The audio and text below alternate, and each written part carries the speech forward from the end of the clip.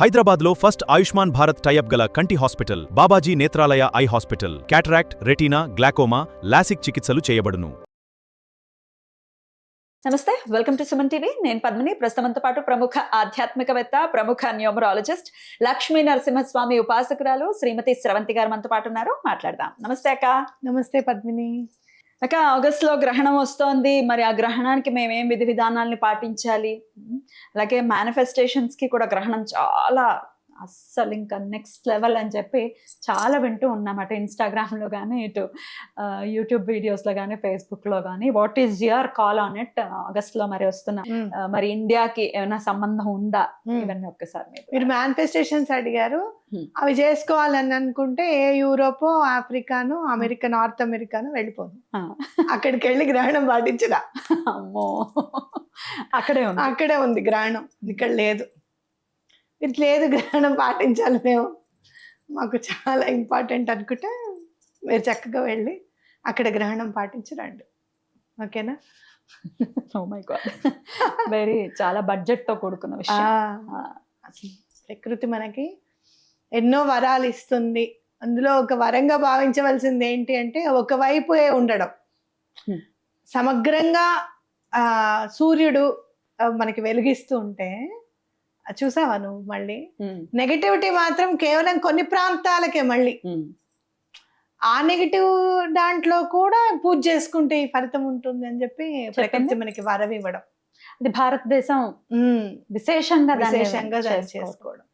అయితే ఇక్కడ మనం ఆలోచించాల్సింది ఏంటి అని అంటే, ఆ పర్టికులర్ టైం ఉందా లేదా అనేది మనం జాగ్రత్తగా చూసుకోవాలి ఎప్పుడు కూడా.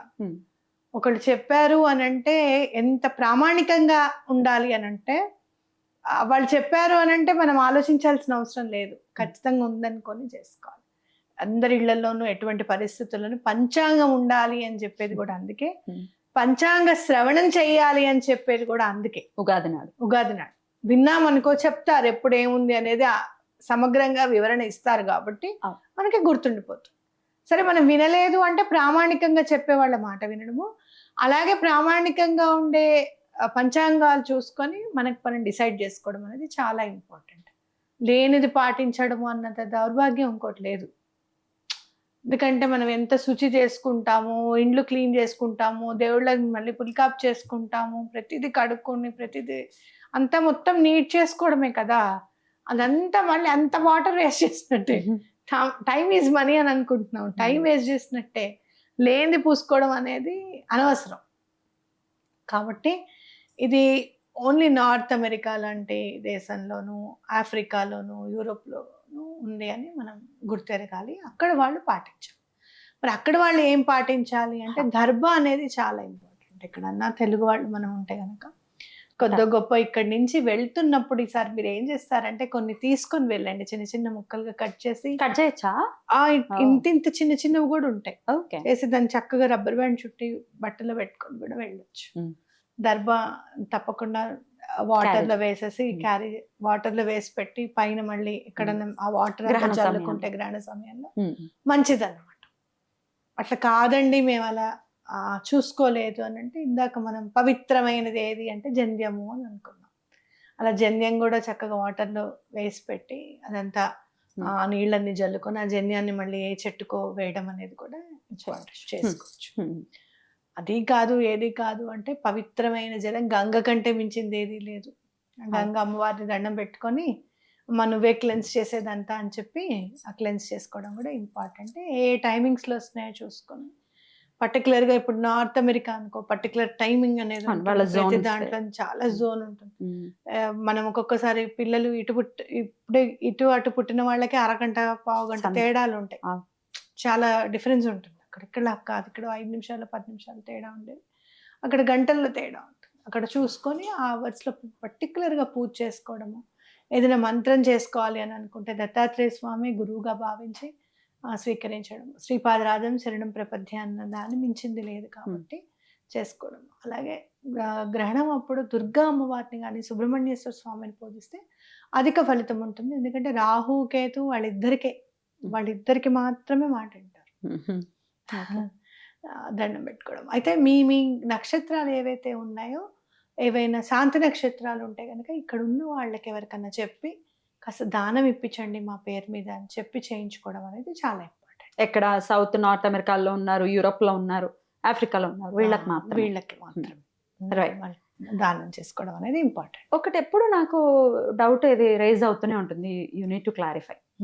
సూర్యుడు ఎక్కడున్నా ఒక్కడే కదా సూర్యుడు, ఆయనకే కదా పడుతుంది, అది చాలా పవర్ఫుల్ టైం కదా అనే లాజిక్ ఒకటి వస్తుంది స్క్రీన్ మీదకి. What you think? అంటే సూర్యుడికే తప్పలేదనా? కాదు మరి, అది అక్కడ వస్తున్నా ఇక్కడ వస్తున్నా వచ్చేది సూర్యుడికే కదా, it is a powerful time అనే ఒక ఎనాలిసిస్ వింటూ ఉంటే ఎట్లా దీన్ని అన్వయించుకోవాలి? ఆ ప్లేస్ లో మాత్రం వస్తుంది, మనకి రావట్లేదు కదా, మనం అయినా కూడా మనం వినియోగించుకోవాలి.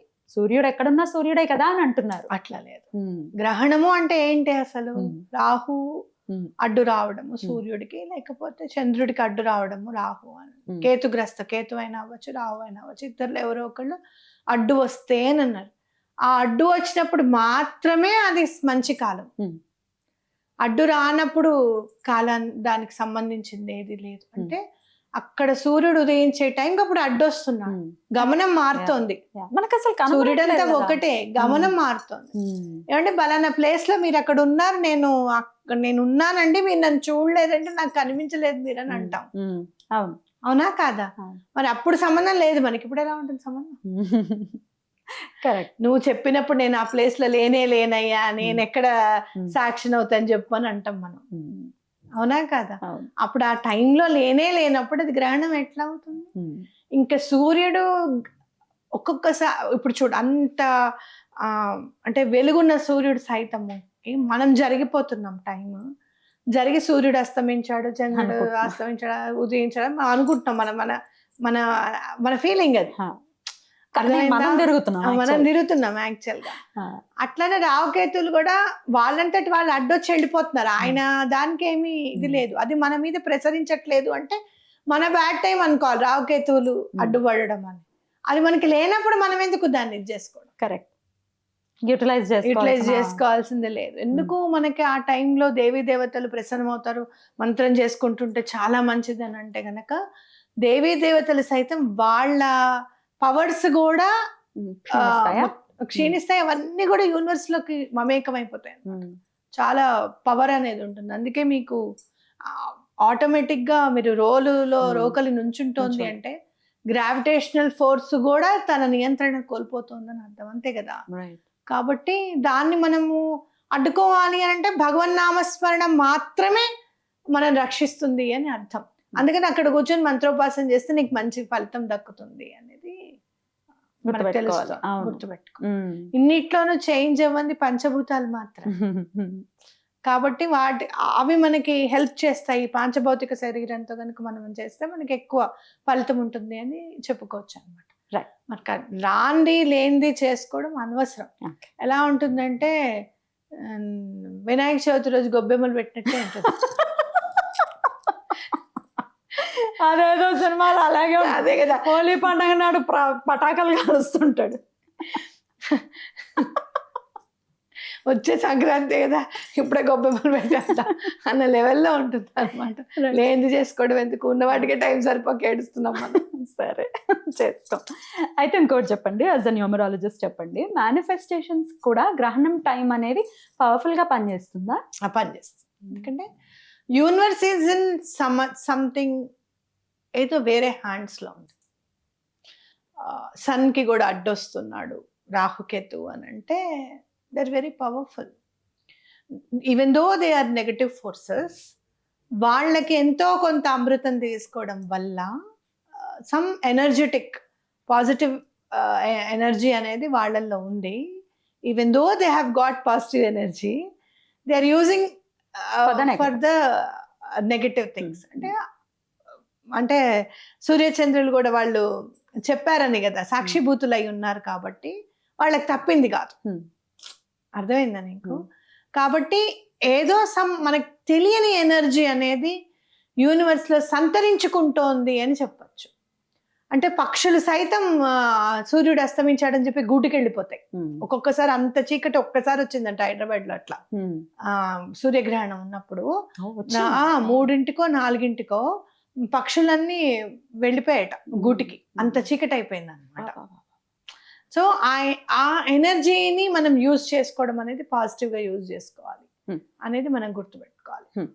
ఏదో వేరే హ్యాండ్స్ లో ఉంది, ఆ కాసేపు ఆ 2-3 అవర్స్ ఆ హ్యాండ్స్ లో ఉండి మళ్ళీ రిలీజ్ అవుతుంది నెమ్మదిగా. ఆ రిలీజ్ ఆ వేరే హ్యాండ్స్ లో ఉన్నప్పుడు we need to be very much alert. బయటకు వెళ్ళకుండా అంత వేరే ఎనర్జీని మనం ఫీల్ అవుతున్నాము అంటే కడుపులో ఉన్న బిడ్డ సైతము జాగ్రత్తగా ఉండాలని చెప్తూ, కదలొద్దని చెప్తూ, అదొక జాగ్రత్త. బయటికి వెళ్ళకండి. కొన్ని నక్షత్రాలు ఏంటి అని అంటే రాహువు సంబంధించిన నక్షత్రాలు అయితే ఆయన బాగానే చూసుకుంటాడు. అదే వేరే నక్షత్రాలు అనుకోండి ఒక్కోసారి చూస్తే కంటి చూపు పోయే అవకాశం కూడా ఉంది. కాబట్టి ఇవన్నీ కాదురా, నువ్వు లోపల ఉండు అని చెప్పారు మన పెద్దవాళ్ళు. అంతే.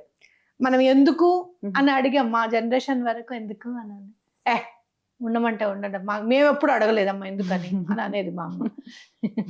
ఉంటే ఏమవుతుందని ఇప్పుడు అంటున్నారు. ఇంకొంచెం ముందుకెళ్ళి మేము బయటికి వెళ్ళి చూపిస్తామని అంటున్నారు. సో మనం ఈ ఎనర్జీని పాజిటివ్ గా మార్చుకొని భగవన్నామస్మరణలో గనక మనం పెడితే గనక అది చాలా డబుల్ అవుతుంది అని చెప్పుకోవచ్చు. కొన్ని ఇళ్లలో నేను చూసాను, చిన్న పిల్లలు కూడా యంత్రాలు రాస్తారు. వాళ్ళని కాలు చేతులు కడుకొని స్నానం చేసి పట్టు స్నానం విడుపు స్నానం చేయించి పట్టు స్నానం అయిన తర్వాత కూర్చోబెట్టి యంత్రాలు రాయిస్తారు పిల్లలతో. వాళ్ళు ఆస్ట్రాలజికల్ గా వాళ్ళు ఇస్తూ ఉంటారు కదా, ఆ సమయంలో అన్ని రాసుకోవాలి వాళ్ళు. ఆ సమయంలో రాసింది బాగా పనిచేస్తుంది కాబట్టి రాయిస్తారు, పిల్లల చేత కూడా రాయిస్తారు. అలా కూడా ఉంటుంది. కాబట్టి దాన్ని పాజిటివ్ గానే తీసుకొని భగవంత్ నామస్మరణలో పెడితే అది మనకి రిజల్ట్ అనేది మనకు అర్థమైపోతుంది. చాలా బ్యూటిఫుల్ గా ఎక్స్ప్లెయిన్ చేశారక్క. బోల్డ్ అన్ని క్వశ్చన్స్ కి ఇది ఒక ఫుల్ స్టాప్ లాగా ఖచ్చితంగా కన్సిడర్ చేయొచ్చు. Thank you so very much. నమస్తే అక్క. నమస్తే.